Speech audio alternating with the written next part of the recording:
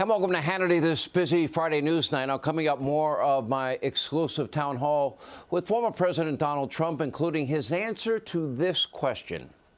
My question for you, President Trump, is what would be your first priority when you are reelected in 2024?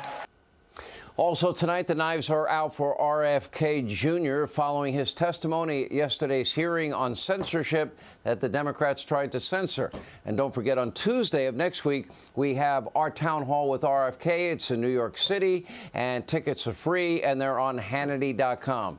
All right, but first we begin tonight. It is now very, very clear that a malignant cancer is within and surrounding Joe Biden's presidency.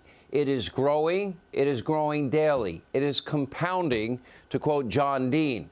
It now is also clear that Joe Biden may be the most corrupt president in American history, certainly in the modern era. Investigations are heating up. The walls are absolutely closing in. This is very real. House Republicans are now seeking answers on the White House's ever-changing story about Joe Biden's involvement, which he denied repeatedly during the campaign, with Hunter Biden's foreign business dealings, noting that there has been a, quote, clear shift in the messaging.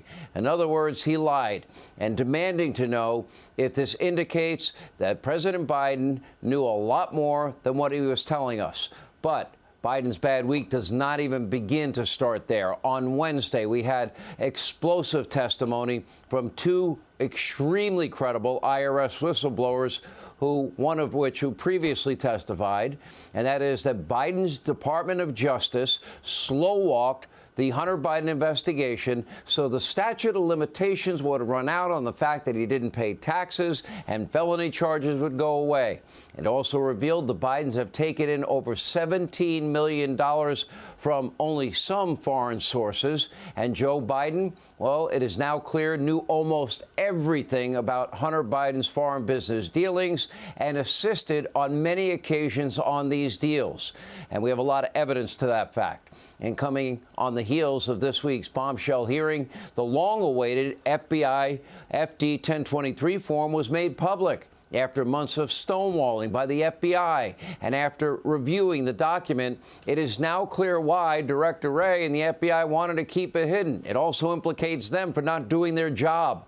The form alleges that the Bidens were, quote, coercing Burisma to pay them millions of dollars to help fire the prosecutor investigating the company, and the company that was paying his son Hunter.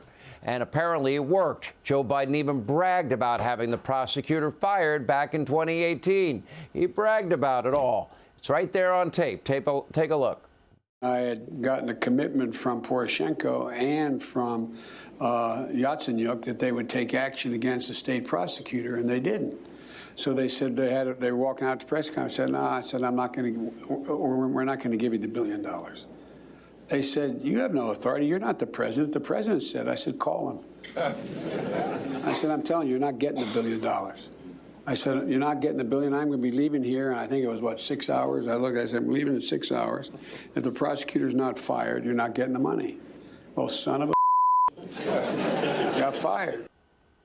Son of a B got fired. Now, among its other shocking revelations was the allegation that Burisma knew that Hunter Biden had no experience, and they thought he was dumb. In fact, the company's CEO allegedly referred to Hunter as, quote, dumber than my dog. Hunter himself even acknowledged during a Good Morning America interview that he had no experience in oil, gas, coal, energy, or Ukraine, and probably wouldn't have even been hired if it wasn't his last name and his dad wasn't the vice president. Take a look. What were your qualifications to be on the board of Burisma? Well, I was vice chairman of the board of Amtrak for 5 years. I was the chairman of the board of the UN World Food Program. I was a lawyer for Boies Schiller Flexner, one of the most prestigious law firms in the world. You didn't have any extensive knowledge about natural gas or Ukraine itself, though? No, but I think that I had as much knowledge as anybody else that was on the board, if not more. In the list that you gave me of the reasons why you're on that board, you did not list the fact that you were the son of the vice president. Of course, yeah. No. What role do you think that played? I think that it is impossible for me to be on any of the boards that I just mentioned without saying that I'm the son of the Vice President of the United States. If your last name wasn't Biden, do you think you would have been asked to be on the board of Burisma? I don't know. I don't know. Probably not. I don't think that there's a lot of things that would have happened in my life that if my last name wasn't Biden. Amtrak, the UN, I'm a lawyer. Probably not. Now, the source of the form, the FBI credible whistleblower, the guy that actually interviewed the Burisma head, that form also says he believes the payments made to the Bidens were, quote, illicit, but the CEO bragged that he had covered his tracks. The form comes after the WhatsApp message from Hunter showing a very clear shakedown and mentioning his father sitting right there next to him. That's when he revealed that. A text to his daughter about complaining about giving half of his income to Pops.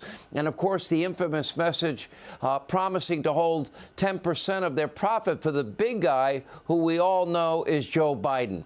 And with the revelation of all this evidence, Republican calls to impeach Joe Biden are growing day by day. I would say a more important issue would be a special counsel. A more important issue would be a criminal investigation.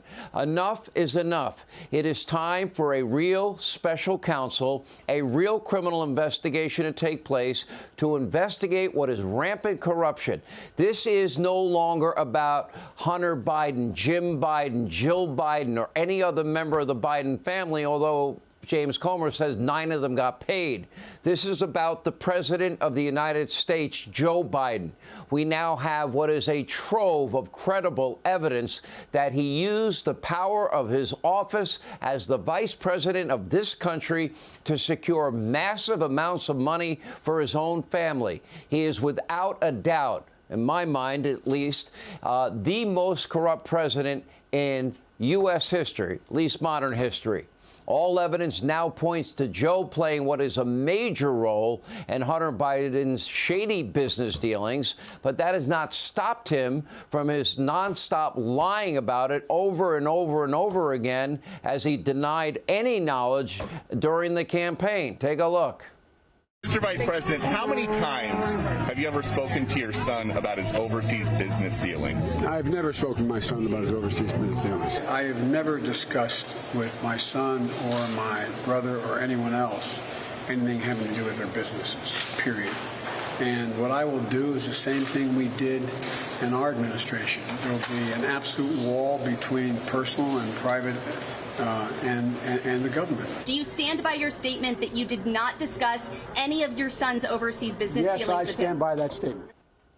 He lied. We have the evidence. And now the form not only points to allegations of the Biden's corruption, but also what is a massive major cover-up by Biden's DOJ and FBI. And according to the source that the FBI trusted, because they had previously paid this source hundreds of thousands of dollars, the FBI was well aware that Joe's associates called him the big guy and said the FBI began receiving information on the Bidens and Burisma as early as 2017.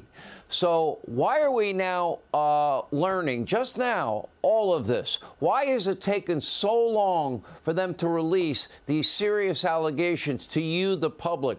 Why was the FBI covering and hiding for the Bidens and Biden's DOJ doing it as well?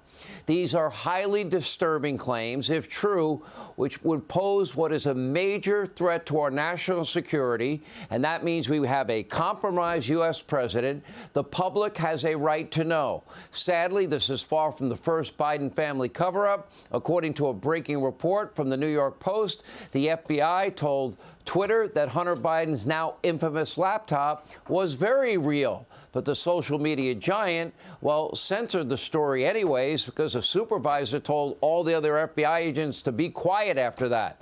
We deserve every answer to every serious allegation against the First Family. It is now clear that these groups are working hard to protect Joe Biden, the most corrupt president in American history. Hey, Sean Hannity here. Hey, click here to subscribe to Fox News YouTube page and catch our hottest interviews and most compelling analysis. You will not get it anywhere else.